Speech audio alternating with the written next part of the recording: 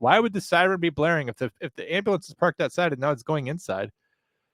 Folks, ambulance sirens are an insurance thing so that when they're driving at high speed, you can tell from far away that they're driving at high speed because you can hear it. As long as they're not driving faster than the speed of sound, the siren's effective in letting you know that. That's the only reason why ambulances have sirens. It's literally for insurance, so that if they get into a crash while they're driving, they could say, well, we had all safety precautions, all safety lights, strobes, and our siren was going.